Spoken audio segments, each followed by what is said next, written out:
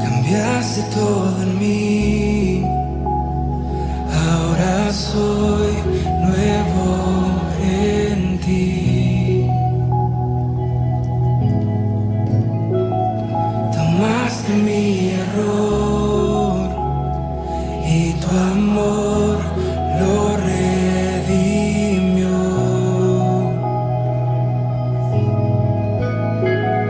Me perdonaste y restauraste mi interior.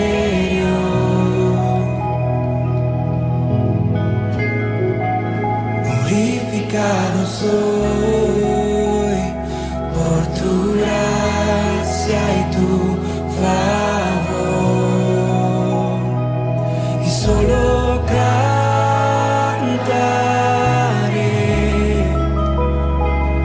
a ti, Jesús. Mis manos levantaré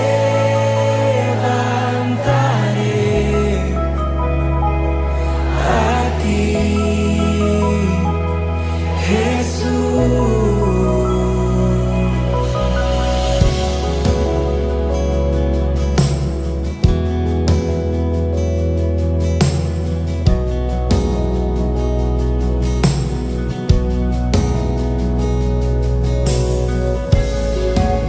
Seguro en ti estoy, eres mi principio y fin.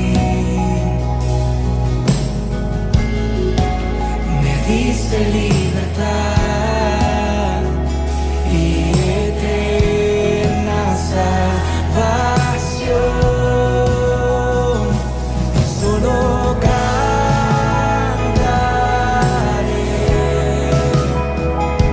a ti, Jesús. Mis manos levantaré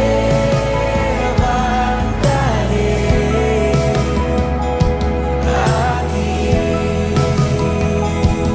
Jesús. Y solo cantaré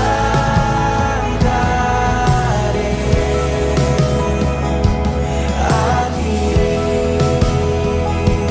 Jesús. Mis manos levantaré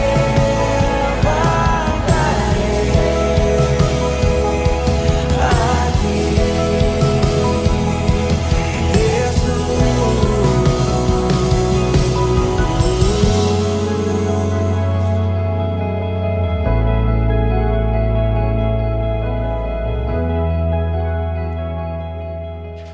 Dios te bendiga, amado hermano, hermana, amigos que tienen la oportunidad de tomar el tiempo y poder compartir con nosotros estos minutos. Es un privilegio estar con ustedes y nuestro deseo y oración es que la gracia de nuestro Padre, el amor de nuestro Señor Jesucristo y la plena comunión del Espíritu Santo use las palabras que Dios ha inspirado en su palabra, en las Escrituras, y traiga consuelo, fortaleza, paz a nuestros corazones. Yo te invito a abrir tu Biblia en el libro de Éxodo, capítulo 5. Vamos a leer los primeros 9 versos. El tema de hoy es significativo, creo que te puede bendecir. Es Dios transforma nuestros fracasos en oportunidades. Si tú has conocido lo que es fracasar, espero que esto te ayude para que en la gracia de nuestro Dios nuestros fracasos sean cambiados, traspuestos en oportunidades que nos permitan seguir adelante. Mira lo que dice la palabra de Dios allí. Después Moisés y Aarón entraron a la presencia de Faraón y le dijeron: Jehová, el Dios de Israel, dice así: deja ir a mi pueblo a celebrarme fiesta en el desierto. Y Faraón respondió: ¿quién es Jehová para que yo oiga su voz y deje ir a Israel. Yo no conozco a Jehová, ni tampoco dejaré ir a Israel. Y ellos dijeron, el Dios de los hebreos nos ha encontrado. Iremos pues ahora camino de 3 días por el desierto y ofreceremos sacrificios a Jehová nuestro Dios para que no venga sobre nosotros con peste o con espada. Entonces el rey de Egipto les dijo a Moisés y a Aarón, ¿por qué hacéis cesar al pueblo de su trabajo? Volved a vuestras tareas. Dijo también Faraón, he aquí el pueblo de la tierra ahora es mucho, y vosotros les hacéis cesar de sus tareas. Y mandó Faraón aquel mismo día a los cuadrilleros del pueblo, que lo tenían a su cargo, y a sus capataces, diciendo, de aquí en adelante no daréis paja al pueblo para hacer ladrillo como hasta ahora. Vayan ellos y recojan por sí mismos la paja, y les impondréis la misma tarea de ladrillo que hacían antes, y no les disminuiréis nada, porque están ociosos. Por eso levantan la voz diciendo, vamos y ofrezcamos sacrificios a nuestro Dios. Agrávese la servidumbre sobre ellos para que se ocupen en ella y no atiendan a palabras mentirosas. Dios bendiga su palabra. Vamos a orar. Padre, amado Dios, venimos ante ti, conscientes de que te necesitamos en medio de todos estos tiempos difíciles que nos ha tocado vivir. Qué bueno es saber que nuestro Dios es un refugio donde podemos encontrar paz, esperanza y fortaleza. Gracias por tu presencia constante y diaria en nuestras vidas. Gracias que no estamos solos ni destituidos, sino que tú eres nuestro amparo, nuestro refugio, nuestro castillo. Padre eterno, háblanos ahora a través de tu palabra y exalta a tu Hijo amado, nuestro Rey Jesucristo, quien nos amó hasta la muerte y muerte de cruz. Y gracias por el Espíritu Santo que toma esta palabra y la lleva a lo más profundo de nuestros corazones y planta allí semillas de luz y de verdad, de esperanza, de fe, de amor. Te pedimos que lo hagas ahora en el corazón de cada uno de mis hermanos. En el nombre de Cristo y para su gloria te lo pedimos. Amén. Amén y amén. Si tú vienes a Nueva York, lo primero que tú notas posiblemente cuando llegas a la ciudad de Manhattan en particular son los altos rascacielos. Nueva York es una ciudad de altos edificios, ¿no es cierto? Y uno de ellos es la famosa torre del Citicorp. Es una torre que fue terminada en el 1977 y cuando se concluyó la tarea, se le declaró el 7º edificio más alto del mundo en aquel tiempo, por supuesto. Se dignificó en la torre porque se decía que tenía un diseño novedoso y provocativo. El ingeniero estructural que la hizo, William Le Mesurier, dice que él diseñó la estructura de acero y tal fue el éxito y la aclamación del éxito de su construcción que fue elegido a la Academia Nacional de Ingenieros en Estados Unidos.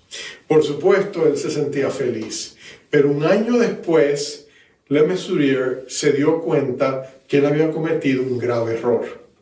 Él había atornillado las juntas estructurales del edificio en vez de, como usualmente se hacen, soldarlas.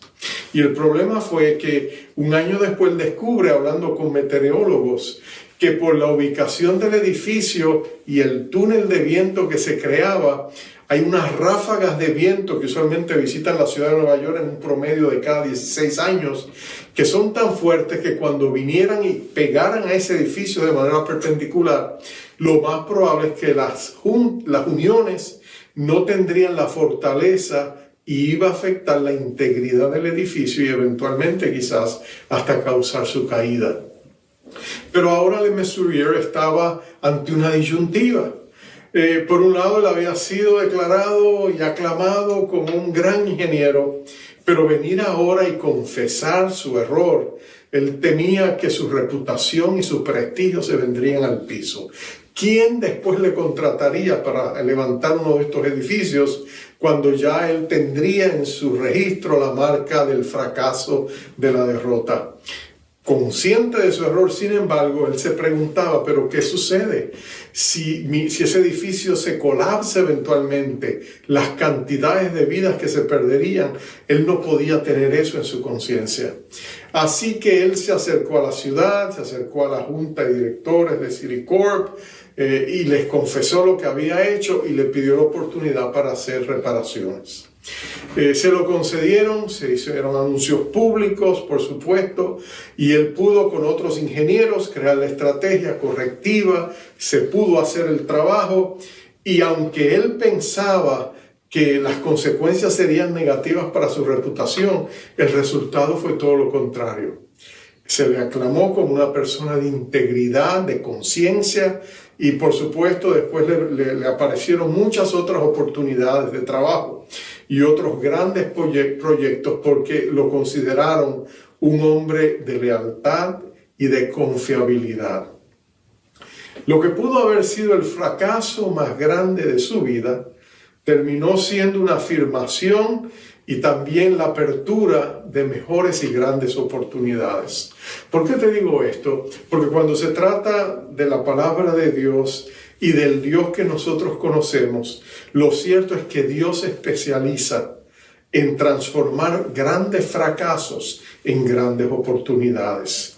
Y si tú sabes lo que es fracasar, y quién no sabe lo que es el fracaso, fracasamos en la vida de diferentes maneras, cometemos errores, equivocaciones, a veces tomamos el camino indebido y nos encontramos en circunstancias desfavorables, a veces echamos a perder las cosas buenas que tenemos, en fin, todo ser humano conoce posiblemente lo que es la amargura del fracaso. Pero mira esto, si nosotros traemos nuestros fracasos a Dios y venimos a Él con sinceridad, nadie como Dios para ayudarnos a rectificar nuestros errores, ayudarnos y transformarnos para levantarnos y restaurarnos de nuestros errores y más aún a veces hasta para vindicarnos y darnos nuevas oportunidades. Mira la situación de Moisés.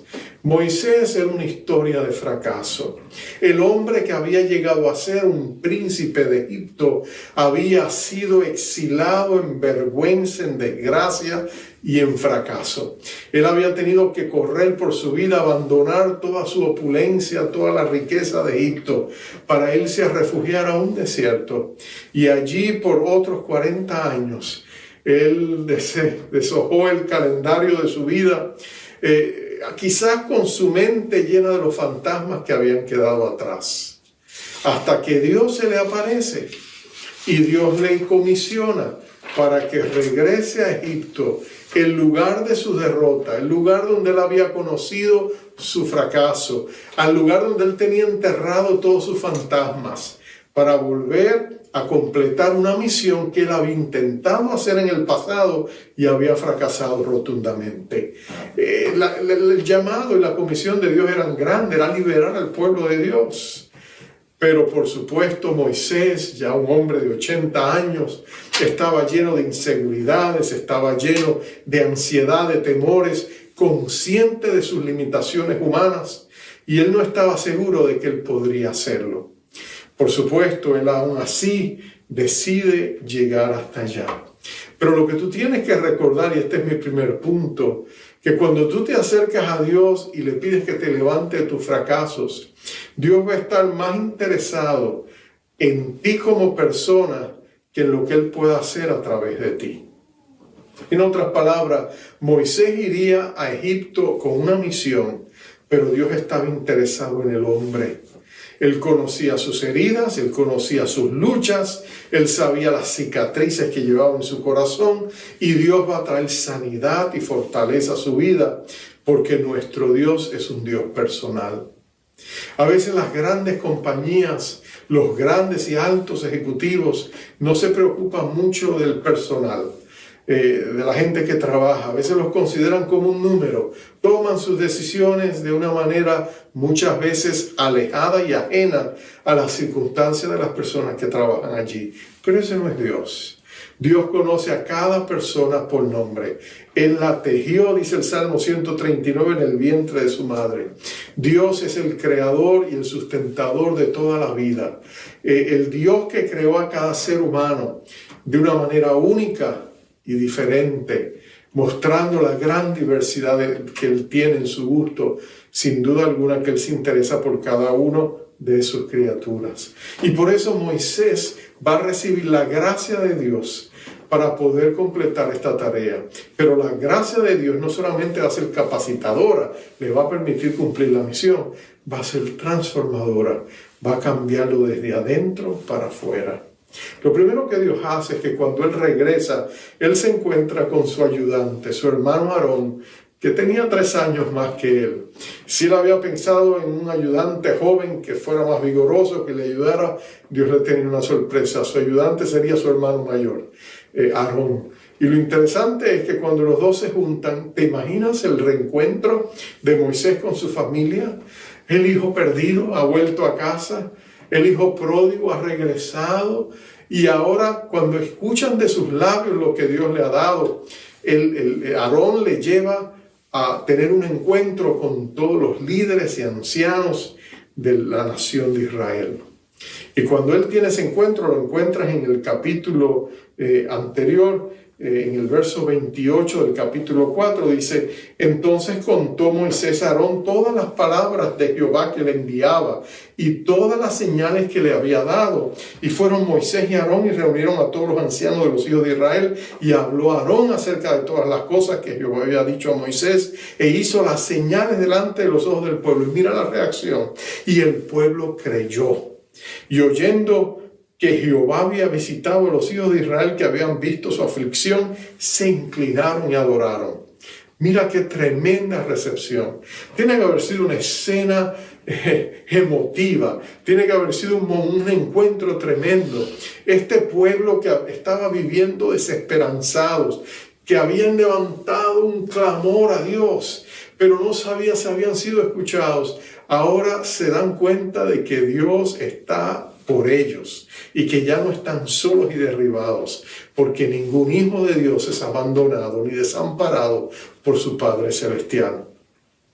Eso sin duda llena a Moisés de gran ánimo, porque al siguiente día ellos salen de allí y van a ir directamente a la presencia de Faraón.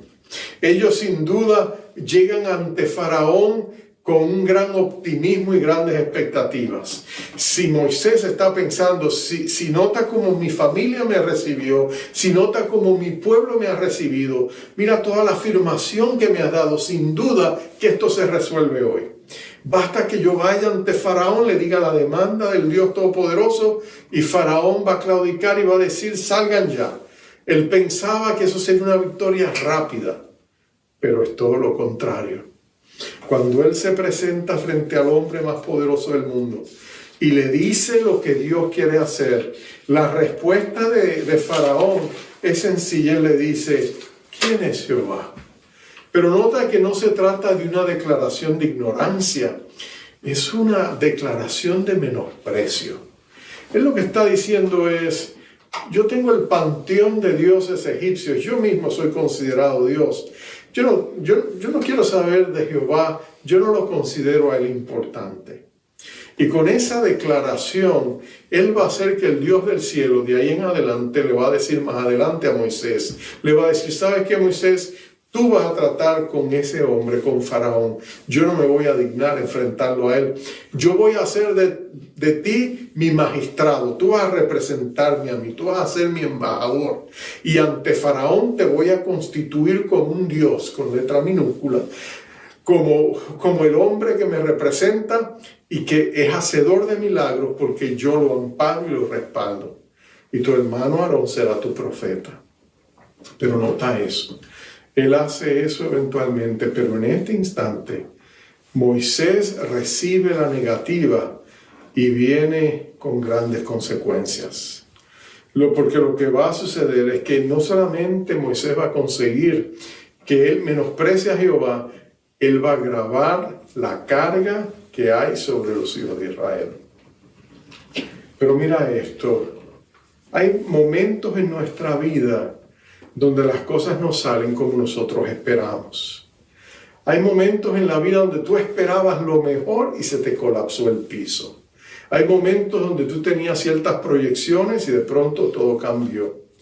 Hay personas que se levantan y piensan que va a ser el mejor día de su vida y termina siendo a veces el peor día de su vida. Pero si Dios está con ellos, aún el peor día de su vida puede volver a llegar a ser el mejor día de su vida. La clave es si Dios está con ellos. Recuerdo la historia de Norman Vincent Peale, un pastor aquí en Nueva York de años atrás, un hombre muy usado por Dios. Él en una ocasión estaba predicando y después del mensaje se le acercó un hombre y tenía en su cara el rostro de alguien que está pasando por una profunda aflicción. Se acercó y con voz queda casi deprimida le dijo: pastor, lo he perdido todo. Él le dice: ¿qué quieres decir? Él dice: bueno, he perdido el trabajo de mis sueños. Trabajé en ese trabajo por muchos años y ahora lo he perdido. Me han despedido sin razón, sin causa y sin darme explicaciones. Y mi mundo se ha derribado.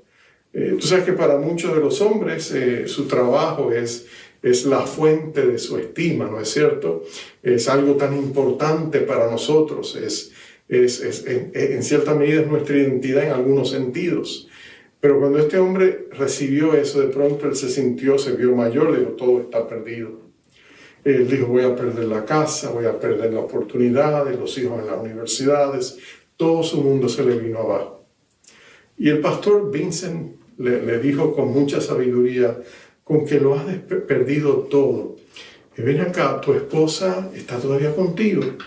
Y él le dijo: sí, no, mi esposa me apoya. ¿Y tus hijos todavía están a tu favor? Oh, pues claro, mis hijos me dicen: no te preocupes, papá, estamos contigo. Oh, ¿y qué de tu fe? ¿Tu fe todavía está ahí? Oh, pues claro, yo sigo creyendo en el Señor. Oh, y déjame preguntarte todavía algo más. Él le dice: ¿todavía tienes hermanos de la iglesia que están dispuestos a apoyarte en oración?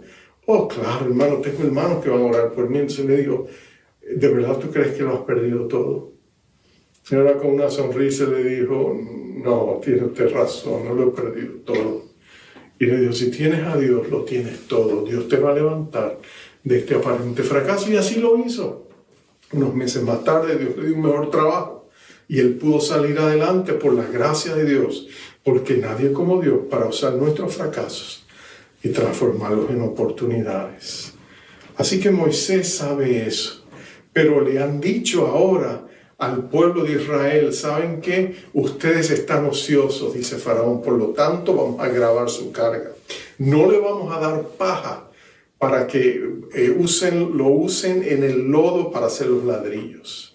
En ese tiempo era muy común usar la paja. Filo decía que la paja, era un rabino judío en Alejandría, Egipto, él decía: la paja es la pega del ladrillo. Es lo que mantiene el ladrillo unido. Y la razón, científicos dicen que tiene validez, porque cuando la paja se une al barro bajo el intenso sol abrasador de Egipto, succiona o deja suelta un ácido que da más cohesión a todo el ladrillo. Y es interesante que ellos estaban conscientes de eso. Así que cuando ellos le dicen: ahora no les vamos a dar paja y ustedes tienen que buscar la paja, sin que se les reduzca la cantidad esperada de producción, el pueblo, por supuesto, se enoja. ¿Y con quién se enoja? ¿Con quién más? Sino con Moisés y con Aarón. Los capataces del pueblo van donde ellos, los encuentran a la entrada de donde estaba el lugar donde estaba Faraón, y le dicen, miren el verso 21, le dice: mire Jehová sobre vosotros y juzgue. Le dicen, y enojados: pues nos habéis hecho abominables delante de Faraón y de sus siervos, poniéndoles la espada en la mano para que nos maten. ¿Te imaginas eso? ¿Cómo se sintieron Aarón y Moisés? Se sintieron probablemente afligidos y dolidos, porque esa no fue la intención. Así que ellos esperaban que Dios hiciera algo y se sintieron desilusionados por lo que había sucedido. ¿Qué hacemos cuando sentimos que hemos fracasado? Cuando sentimos que a la 11ª hora el Dios que nos iba a salvar no apareció y de pronto nos chocamos con el fracaso y enfrentamos la situación. ¿Qué hacemos en ese entonces? Bueno, lo que tenemos que hacer es llevar ese momento a Dios. Lleva a Dios tus fracasos y deja que Él los redima.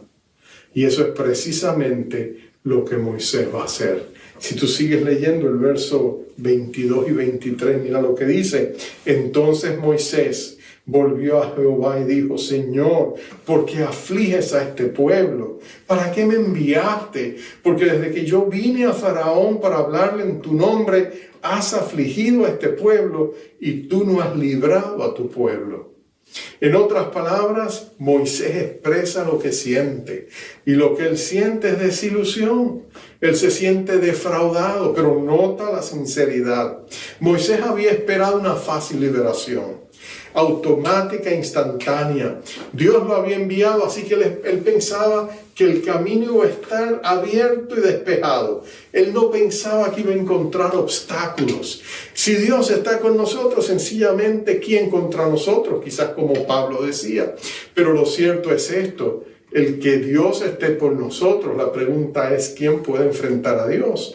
Pero déjame decirte, muchos lo van a intentar. El que Dios te haya llamado a hacer algo por Él, el que Dios te haya dado una luz verde para salir adelante, o cuando tú le has llevado tu sueño a Dios o tus planes y Dios te ha dado una luz verde para que sigas adelante, aún eso no significa que será libre de problemas. Eso no significa que no van a haber obstáculos. Al contrario, tu fe va a ser probada, tu fe va a ser puesta bajo el crisol de la oposición. Quizás caigas en el yunque de la aflicción en medio de lo que estás haciendo y tú te preguntas, ¿pero por qué si Dios me dio luz verde? Porque es que Dios quiere mostrarte dos cosas. Dios quiere obrar en tu corazón y fortalecer tu fe para que tú confíes en Él cuando, segundo, Él te demuestre su grandeza y su poder en medio de la prueba. El justo caminará por la fe. Ese es el axioma inevitable de la vida cristiana. No podemos caminar si no es por fe. Y la fe va a requerir oposición. La fe es purificada como el oro en el fuego. Pero cuando tú te agarras de Dios, como la hiedra se adhiere a la roca, como el musgo se adhiere a la roca, cuando tú no te sueltas de Dios, tú descubres de que Dios es fiel, de que Él cumple sus promesas y que Él es un cumplidor de pactos. Eso es lo que Moisés va a descubrir. Va a descubrir que salir de nuestros fracasos es un proceso y que requiere que caminemos con Dios. Sin duda que tú has conocido y quizás has pasado por el flagelo del divorcio. Tú sabes lo doloroso que es pasar por un divorcio. El efecto destructivo que eso tiene en la estima de las personas, en la dignidad de las personas. Sentirse rechazado, sentirse abandonada, sentir el dolor de la traición o lo que pueda haber causado el divorcio, el efecto en los hijos. El divorcio es una tragedia dolorosa y todo el que pasa por él no deja de ser marcado. Pero muchas veces personas piensan equivocadamente que el divorcio es la solución a sus problemas y no se dan cuenta de que muchas veces el divorcio es una gran mentira del diablo, que nos dice que las cosas van a estar mucho mejor cuando ya no estemos con esa persona.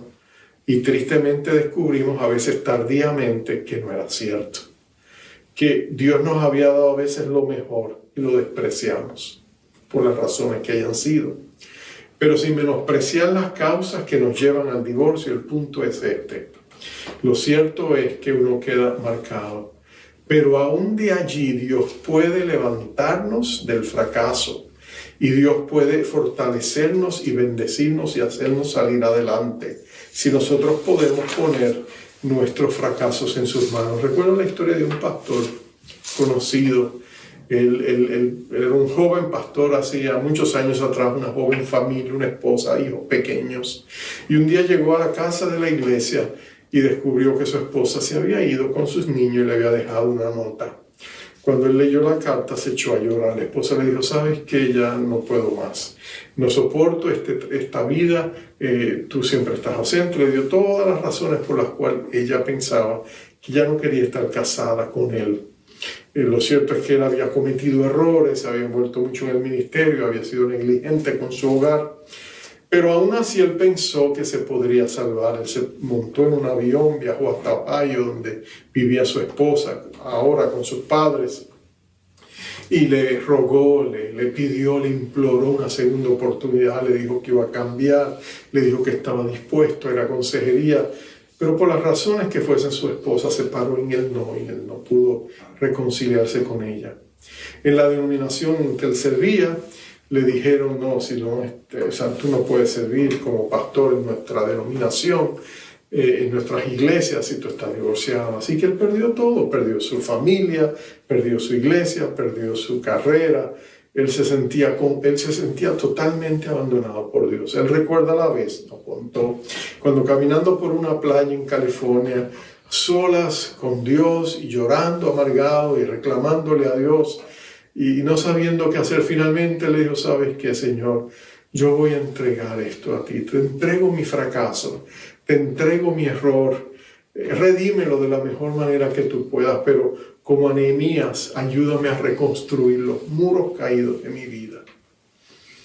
Y Dios tuvo misericordia de este hombre, lo levantó y lo fortaleció. Eventualmente él pudo reconstruir su vida, volver al ministerio con otra denominación, plantó una iglesia en Oregon que llegó a ser numerosa, de personas que como él habían fracasado en sus hogares, sus matrimonios, están buscando por una segunda oportunidad. Para cortarte la historia, recuerdo cuando le conocí, él me contó las cosas preciosas que Dios estaba haciendo en su vida, pero siempre con un dejo de tristeza y con herida, de que él había fracasado, pero en su gran misericordia Dios lo había recogido. Porque nuestro Dios es un Dios que a pesar de nuestros fracasos tiene la capacidad de transformar nuestros fracasos en grandes oportunidades. Ahora, la pregunta que tú y yo nos hacemos, ¿cómo podemos estar seguros de que Dios hace eso? Por supuesto, estamos hablando de Moisés, una de las figuras más importantes del Antiguo Testamento. Sin duda que Dios tendría otra manera de tratar a los gigantes de la fe que a nosotros, meros mortales pecadores, pero tú te equivocas. Dios no es así, Dios no discrimina. Para Dios todos sus hijos son amados y deseados. Él nos creó y Dios tiene la capacidad de amar de una sola manera.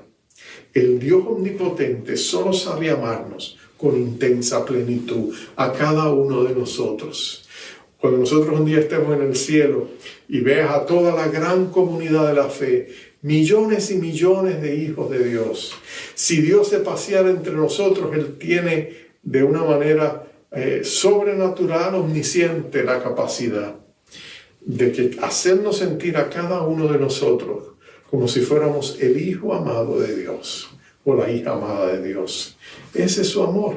Así que Dios no hace parcialidad.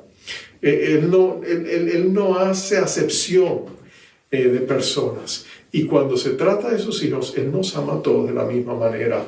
Moisés fue un gran pecador. Él fracasó tremendamente.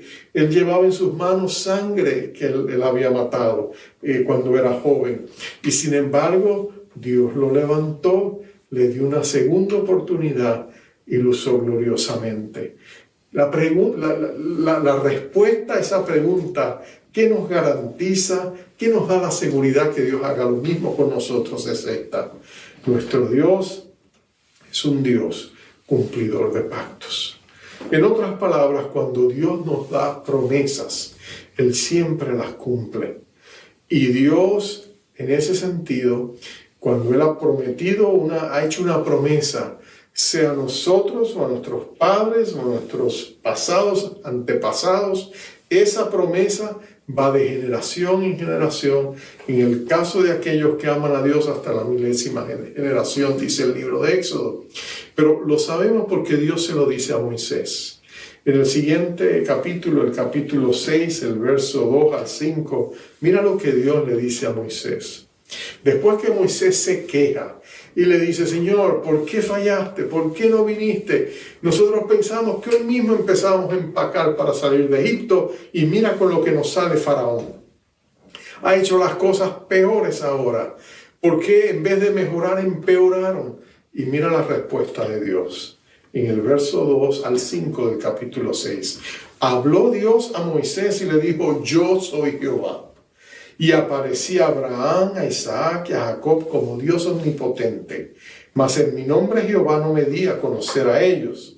También establecí pacto con ellos, de darles la tierra de Canaán, en que ellos fueron forasteros y en la cual habitaron. Asimismo, yo me he oído el gemido de los hijos de Israel, a quienes hacen servir los egipcios, y me he acordado de mi pacto. Esto es lo interesante. Nuestro Dios es el Dios de la eternidad, pero también es el Dios de los siglos, de los tiempos y las sazones de los tiempos, de las temporadas, de generación a generación. Él es Dios. Y cuando Él hace promesas a pasadas generaciones, Él las cumple porque Él es el eterno Dios y tiene todo el poder para hacerlo. Dios es un cumplidor de promesas. Él le había prometido a Abraham, a Isaac y a Jacob, yo voy a tomar a mi pueblo, sus descendientes, los voy a sacar de Egipto y los voy a meter en Canaán. Les voy a dar su heredad en Canaán. Y han pasado siglos, 400 años, pero ahora Dios, que es cumplidor de pacto, dice, ¿saben qué? Este es el momento, este es el tiempo oportuno, este es el kairos de Dios, o el tiempo oportuno. Esta es la hora, yo voy a hacerlo y te escogí a ti para hacerlo. Nuestro Dios es un Dios cumplidor de pactos y de promesas. Quizás tú eres el resultado de las oraciones de tus padres o de tus hermanos o de tus amados familiares. Ellos oraron, batallaron por ti y Dios escuchó su clamor y le dijo, yo voy a contestar lo que me están pidiendo. Y aquí estás tú hoy conociendo a Jesús, siendo un hijo o una hija de Dios. Eres el fruto de las oraciones que pasaron los años y las edades, que muchas veces sobrevivieron a los que las hicieron, pero que Dios, el Dios eterno, las cumple y las realiza, porque Él honró la fe de aquellos que lo pidieron. Ahora, en Jesucristo, nuestro amado Señor y Salvador, tú y yo, si eres creyente, somos parte de un pacto que Él hizo con sus discípulos. Era el nuevo pacto. Dios va a hacer un pacto con la nación de Israel. Se va a conocer como el viejo pacto o el viejo testamento. La palabra testamento significa pacto. Pero hay un nuevo pacto que Jesús hace con los discípulos y con su iglesia.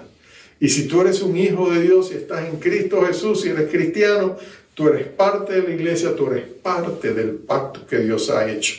Y en ese gran nuevo pacto Dios ha prometido perdonar nuestros pecados, restaurarnos de nuestras situaciones y fracasos. Dios ha prometido darnos segundas oportunidades.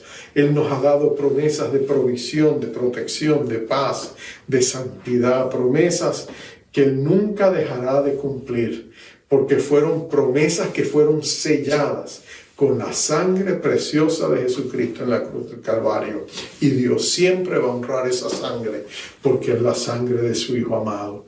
Así que si tú puedes clamar esas promesas, los cielos se abren y las bendiciones de Dios fluyen y el caudal de su bondad amorosa llega hasta tu vida, no porque tú y yo lo merecemos, sino porque Dios honra la sangre y honra su pacto y honra su promesa.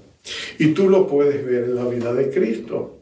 Cristo pasó la vida alcanzando los 3 años y medio de su ministerio aquí en la tierra. El Señor Jesucristo pasó todo ese tiempo transformando fracasos en oportunidades. Cada uno de sus discípulos era la historia de un fracaso. Mateo Leví había sido hijo de sacerdotes, que le dio la espalda a la nación, le dio la espalda a su familia, le dio la espalda al judaísmo y cometió el error de hacerse un recaudador de impuestos. Pero tú sabes lo que sucedió. Los recaudadores de impuestos se consideraban parte del AMPA romana. Pero de allí, cuando él se arrepiente, en un encuentro transformador con Jesús, Jesús lo invita y le dice: sígueme, ven, sígueme, sé mi discípulo. Y este hombre, Mateo Leví, lo deja todo y sigue a Jesús. Y Jesús hace de un recaudador de impuestos, de un traidor de la patria, un apóstol. Del fracaso le da grandes oportunidades. Y si leemos el Nuevo Testamento, el Evangelio que lleva su nombre, vemos cómo Jesús transformó aquella pluma de recaudador de impuestos en la pluma de un evangelista y de un apóstol que escribe ese primer evangelio que encontramos en las páginas del Nuevo Testamento. Y ese es solo uno. ¿Qué si hablamos de Simón el celote? Los celotes eran guerrilleros terroristas y Jesús lo saca de ese mundo y lo trae a su reino y transforma su vida. Y a pesar de sus fracasos y de sus malas elecciones, Jesús lo saca de allí y le da una nueva oportunidad. Te he hablado solamente dos. Podría hablarte de Pedro, o te podría hablar de Nicodemo, que se había escondido detrás de un mundo de pura religiosidad, cuando en su corazón habían luchas internas y batallas a las cuales él no tenía respuesta. Y él estaba buscando el reino de Dios precisamente para poderlo recibir él mismo, aunque el mundo entero religioso de su tiempo pensaban que él era una eminencia que tenía todas las respuestas, porque no podían ver el vasto vacío que había en su corazón. O que si hablamos de María Magdalena, la mujer provocadora, la mujer de dudosa reputación, que dice la palabra que expulsaron 7 demonios de su vida. Todas esas vidas, todos los enfermos, leprosos que habían perdido familias, hogares, trabajos, pero que cuando Jesús los sanó, les dio nuevas oportunidades. Todos aquellos hombres y mujeres que llegaron a ser discípulos de Jesús, vieron sus vidas cambiadas y transformadas. Porque Dios se especializa, amado hermano, amada hermana, amigo o amiga que me escucha, en tomar vidas fracasadas y dar nuevas oportunidades. Lo que vamos a seguir viendo en el libro de Éxodo es cómo Dios no solamente va a darle una segunda oportunidad a su pueblo amado, cómo Él va a transformar la vida de este hombre llamado Moisés, cómo va a sanar las heridas de su corazón lastimado, cómo lo va a restaurar y lo va a vindicar de sus fracasos, y cómo eventualmente lo va a constituir en un hombre amado y respetado y honrado por 3 religiones del mundo. Entonces tú vas a darte cuenta que, por supuesto, Dios tiene la capacidad de hacerlo. Yo te pregunto a ti en esta oportunidad, ¿estás tú en una situación donde necesitas que Dios te ayude a cambiar tu fracaso en una oportunidad de restauración, de vindicación, de transformación? Entonces tienes que hacer lo que Moisés hizo. Tienes que ir a Dios tal como eres. Tienes que acercarte y hablarle a Él como a una persona, como hablarías con un amigo, como hablarías con un doctor cuando estás enfermo, cuando hablarías con un abogado cuando estás en necesidad de consejo judicial. Tienes que acercarte a Él y decirle: Señor, yo te necesito. Señor, yo he hecho un enredo de mi vida, yo he fracasado, cometí un error, o me he equivocado, o mira las consecuencias en que me encuentro. Quizás estoy en ellas no por mi voluntad, sino porque otros me han puesto en ellas.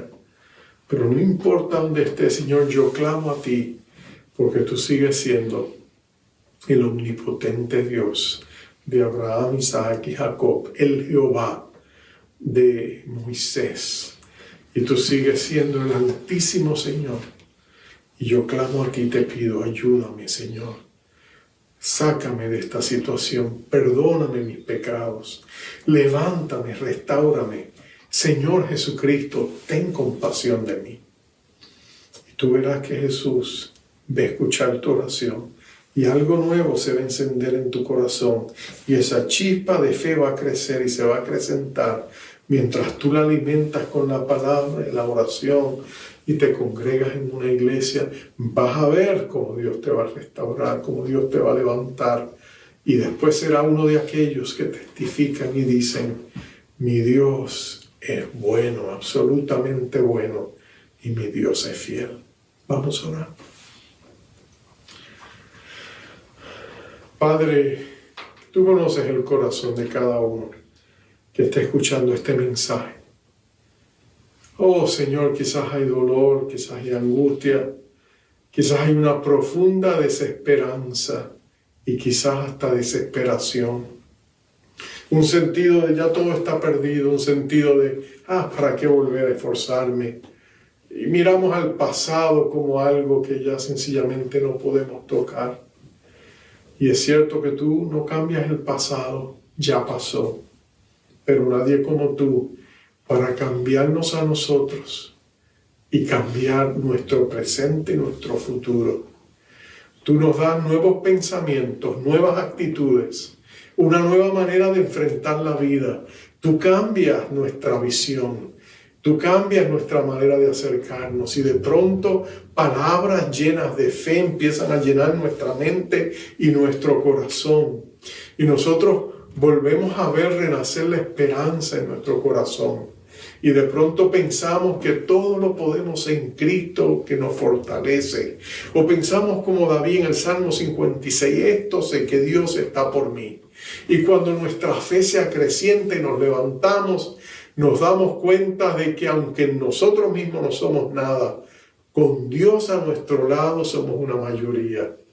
Y no hay nada ni nadie que pueda hacerle frente a la fuerza arrolladora de un Dios que hace que el universo entero conspire a nuestro favor, porque Él está por nosotros y con nosotros. Oh Señor, tú puedes sacarnos del lodo cenagoso de la adicción, tú puedes sacarnos del desamparo de haber fracasado en la vida matrimonial, tú puedes levantarnos de los errores que hemos cometido con nuestros hijos. Oh Señor, tú puedes ayudarnos a enfrentar los desafíos económicos, familiares, espirituales o emocionales que hay en nosotros. Nadie como tú para sanar corazones quebrantados, nadie como tú para renovar mentes y darnos nuevos propósitos. Pero Señor, ahora nos conectamos a ti, soberano Señor. Oh Cristo amado, ven, mira el clamor y el gemir del corazón de mis hermanos, de mis amigos, y trae y siembra semillas de luz y de verdad en sus corazones. Y déjale saber que tú eres el Dios de toda esperanza, el Dios de todo consuelo y el Dios de lo imposible. En el nombre glorioso de nuestro Rey Jesucristo, así lo creemos, así lo declaramos y así te lo imploramos para gloria de Él. Gracias por escucharnos. En ti está puesta nuestra esperanza ahora. Gracias, oh Dios, en Cristo Jesús. Amén, amén y amén. Amado, mi deseo es que esta palabra te haya traído ánimo y fortaleza y más que nada esperanza, porque la esperanza es lo último que se pierde. Pero mientras hay vida hay esperanza, y mientras hay esperanza hay vida. Te envío ahora con la bendición del Señor. Como Él comisiona en Números capítulo 6, Jehová te bendiga y te guarde. Jehová haga resplandecer su rostro sobre ti y tenga de ti misericordia. Jehová alce sobre ti su rostro y ponga en ti paz. Dios te bendiga. Se quedó conmigo en el fracaso, en mi oscuridad y mis momentos bajos. Y a pesar de conocerme tal cual soy, se quedó conmigo y sin reproche. Él me acompañó cuando perdí mi norte. Y a pesar de conocerme tal cual soy, se quedó y sigue aquí, porque dijo que estaría conmigo hasta el final. porque prometió la obra termina. Él sigue aquí. No me dejará cuando en mi fe se meta el sol, cuando tropiece y piense que no hay solución. Él me guiará con la paciencia de su amor. Él sigue aquí.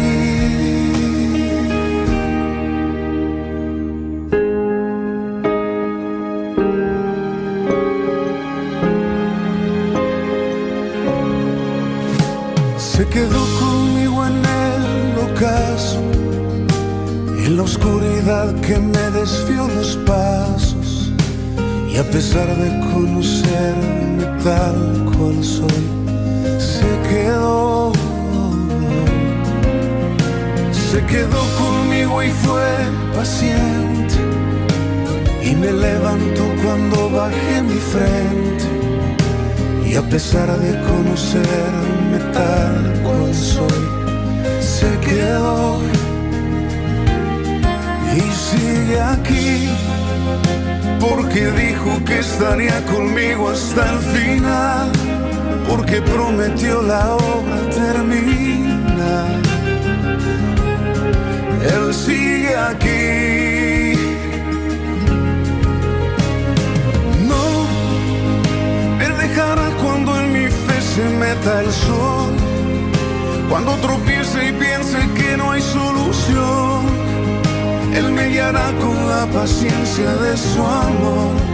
Él sigue aquí. No me dejará cuando en mi fe se meta el sol, cuando tropiece y piense que no hay solución. Él me guiará con la paciencia de su amor.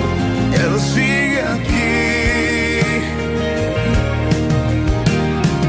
Aunque a veces dudo y retrocedo, aunque a veces pienso que no puedo, Él sigue aquí. Él sigue aquí.